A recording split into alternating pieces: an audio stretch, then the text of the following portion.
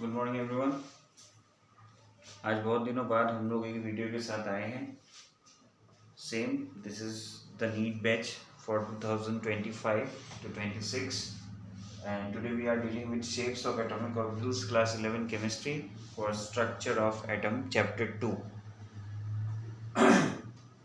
ये shapes of atomic orbitals हमारे लिए उतना ही इम्पोर्टेंट है for boards, for the entrance examination, not only for the NEET and JEE, also for other examinations such as UPSC and APSC में भी कभी कभी ये shapes related questions आते हैं।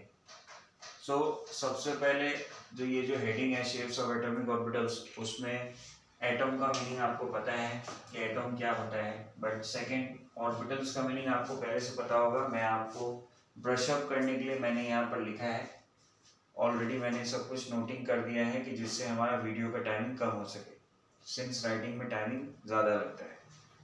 सो what are orbitals? Orbitals specially वो जगह है, वो स्पेस है जो न्यूक्लियस के आसपास होती है, जहाँ पर हम लोग एक इलेक्ट्रॉन को फाइंड कर सकते हैं, जहाँ पर कोई भी एक इलेक्ट्रॉन का मैक्सिमम प्रोबेबिलिटी या परसिस्टिबिलिटी होता है कि वो वहाँ पर मिलेगा, उसका पोजीशन इलेक्ट्रॉन का वहीं होना चाहिए।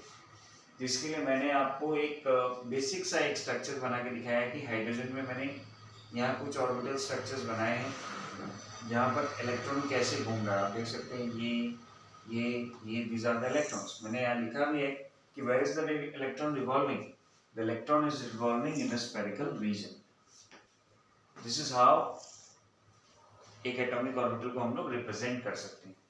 अब ऑर्बिटल्स के बारे में हम लोगों को पता है, there are four orbitals, orbitals और भी हैं, but we have to write till the examination s p d f। ये चार ऑर्बिटल है, s orbital, p orbital, d orbital, f orbital. s orbital में मैक्सिमम इलेक्ट्रॉन प्रोबेबिलिटी होता है 2, p orbital में होता है 6, d ऑर्बिटल में होता है 10, f ऑर्बिटल में होता है 14। ये मैक्सिमम इलेक्ट्रॉन प्रोबेबिलिटी होता है जितने इलेक्ट्रॉन्स उसमें रह सकते हैं। So talking about s orbital, अगर हम लोगों ने जो इलेक्ट्रॉनिक कन्फिगरेशन सीखा है according to Pauli's exclusion principle, अगर आपको याद है कि पहले 1s में जाता है, फिर 1s से निकलकर फिर ऐसे फिर 2s में जाएगा, फिर 2s से निकलकर फिर 2p में जाएगा, ऐसे आपको याद होगा। जो पॉलीज एक्सक्लूजन प्रिंसिपल के ऊपर ये चीज़ जो हम लोगों ने सीखी है, पॉलीज एक्सक्लूजन प्रिंसिपल,